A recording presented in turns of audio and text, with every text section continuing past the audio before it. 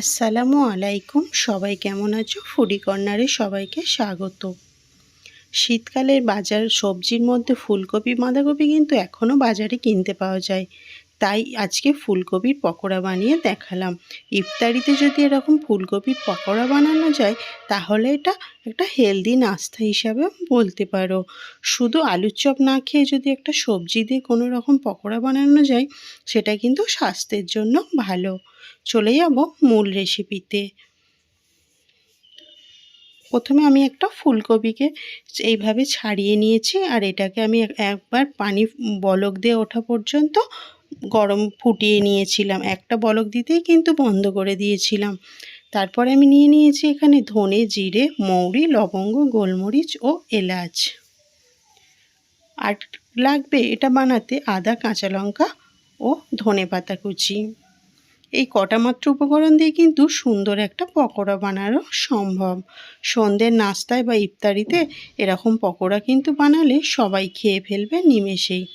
সমস্ত শুকনো উপকরণগুলোকে কোনো রকম না ভেজে বা না গরম করেই একটা মিক্সিতে মধ্যে ঢেলে দিলাম। আর আমি এটাকে একটা সুন্দর খুব পেস্ট বানাবো না, আধ ভাঙা মতো একটা পেস্ট বানিয়ে নেবো যেন একটু গোটা গোটা থাকে, তাহলে এটা মুখে পড়লে খেতে খুব ভালো লাগে।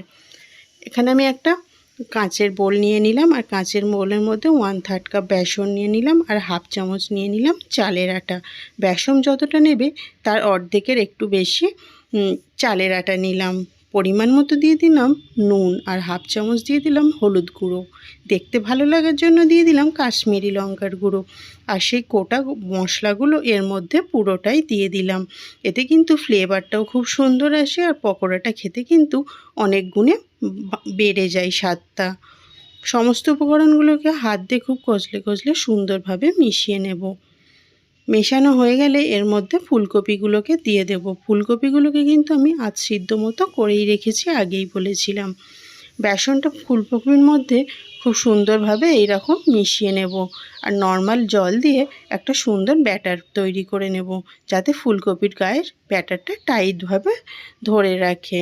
খুব পাতলা কিন্তু বানানো যাবে না। দেখো ঠিক এই রকমভাবে বানিয়ে নিতে হবে যাতে ফুলকপির গায়ে পুরো বেসনগুলো খুব সুন্দরভাবে আটকে থাকে। কড়াতে হালকা গরম হয়ে আসলে একে একে ফুলকপিগুলোকে দিয়ে দিতে হবে। আমি কিন্তু এখানে ধনেপাতাটা দেওয়ার সময় দেখাতে ভুলে গিয়েছি। আমি কিন্তু তেলে দেওয়ার আগে ধনেপাতাটা মিশিয়ে নিয়েছিলাম। উল্টে পাল্টে মিডিয়াম ফ্লেমে রেখে লাল লাল করে সুন্দর বানিয়ে নিতে হবে মুচমুচে একটা পকোড়া। দেখো ঠিক চারি সাইডটা আমি লাল করে ভেজে নিয়েছি আর এই পর্যায়ে কিন্তু তুলে ফেলতে হবে। ফুলকপিটা যেহেতু অর্ধেকটা সিদ্ধ করা ছিল তাই আর বেশিক্ষণ না রাখলেও চলে। সুন্দরভাবে প্লেটে পরিবেশন করে আর এটা যদি সস দিয়ে খাওয়া যায় তাহলে কিন্তু বাচ্চা থেকে বড় সবাই পছন্দ করবে ফুলকপির এই পকোড়াটা। এটা কিন্তু ভাত দিয়ে খেতেও বেশ ভালো লাগে। তাই তোমরা রোজাতে ইফতারিতে এরকম একটা পকোড়া একবার বানিয়ে দেখতে পারো। বাড়ির সকলেই কিন্তু খেতে খুব পছন্দ করবে। আর যেহেতু এটা সবজি দিয়ে বানানো তাই এটা স্বাস্থ্যেও কোনো রকম ক্ষতি হবে না। দেখো ভিতরটা কত সুন্দর মুচমুচে আর ক্রিসপি হয়েছে।